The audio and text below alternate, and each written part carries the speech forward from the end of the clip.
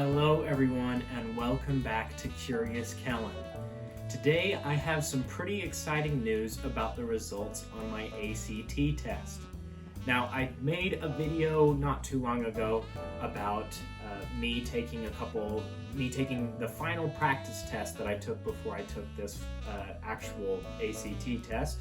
So I'd recommend going back and watching that. It's really great for showing how I went through the test, section by section, how I was feeling about the test, things that I liked, things that I didn't like. So I'd highly recommend going back and watching that. But as an outcome of those tests that I took, of the practice tests, on the first one I scored a 31, and then the next a 33, and then the next a 34, and then on the last one I scored a 30. So going into to the test, I was thinking I'm gonna probably be placing in between 30 and 34, maybe even 35. And so I took the test. I felt pretty good about it. I didn't think it was my best run through because when I got to the science section, there was a good couple questions at the end where I just had to fill in random answers. The other tests I was able to finish on time, but the mathematics tests I wish I would have had just a little bit more time on. But yeah, that science section I was filling in random questions. The other day, an email came in that said my test results had came back. And the funny thing was, that email came in right before I was about to get on a Zoom call for my online school. And I thought, man, I cannot open this email right before this Zoom call, because if I do, that's going to be the only thing. Like if I got a good score, I won't be able to pay attention. If I got a bad score, I won't be able to pay attention because I'll be thinking about the score. So I tried to forget about it. I left the email alone and I did my Zoom call. And the even funnier is that after the Zoom call was over, I had done so well that I had actually completely forgotten about the email. So I kept going on throughout my day, and then eventually I looked at my younger brother and I said, wait a second, I just had an email come in that has my ACT scores. So we went back and checked them, and all said and done, the composite score for my ACT turned out being a 33. So I was really happy to see that, because that's the score that I had really been working for. Like I said, my scores had ranged from 30 to 34 on the practice test that I had taken, and 33, I was over the moon about that. Of course, there is some room for improvement to go for a 36, but I think a 33 is, perfect. It opens a lot of opportunities for me to go to some colleges that I want to look at. It's just a good score overall, one that makes me happy. And this was the test that I took at my school. It was the free test that the school gives out to all the juniors. And I was going to take a test before this one. I was going to take an ACT test to get one out of the way and then take the free one and hope to get my best score. But I wasn't able to take that previous test. I had to reschedule it till later.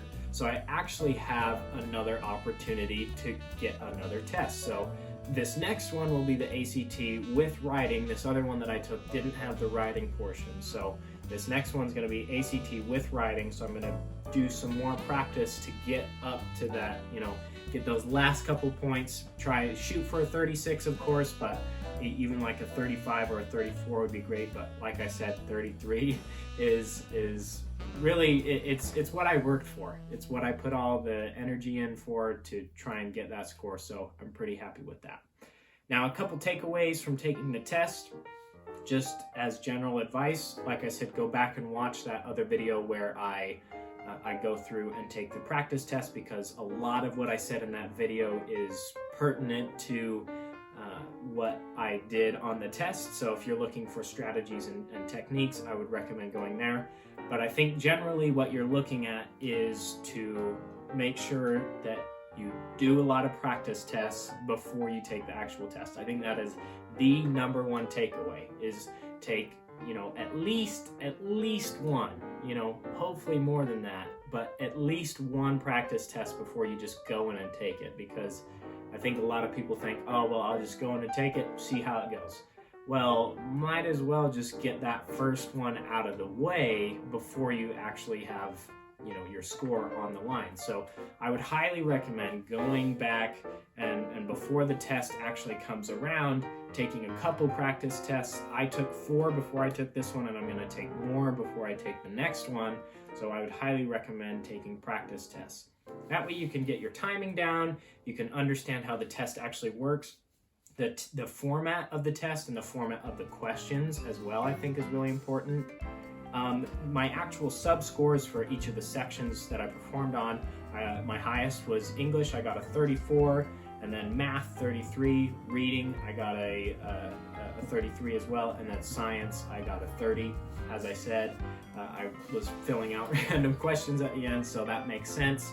But overall, my average came out to be 33 for that composite score. So I just wanted to share with you guys how I felt about that test, because it was really quite an interesting experience to go in and take the test, and it's the real deal. You're under the gun a little bit, and you're trying your hardest to make sure you get everything right. And if you feel like you didn't do very great on one of the sections, you just have to blow it off and do your best on the next one, because if you keep thinking about, oh man, I didn't do good on the English portion, and then you have 3 more tests to take, you're not going to do as great on the other ones if you keep thinking about the English one. So yeah, I just wanted to share how I felt about that. I'm super happy with my 33. In the comments down below, let me know how you guys have been doing on the ACT. If you took the ACT before, or if you're about to take the ACT, let me know if you're thinking, oh, I'm probably going to get a 33, or I got a 36, or whatever scores you got. I would love to hear about them. Whatever stories you have, any interesting stories about actually going to the testing facility and taking the test, I would love to hear about that. Thank you everyone for watching. I really appreciate it. If you enjoyed the video, give this video a like.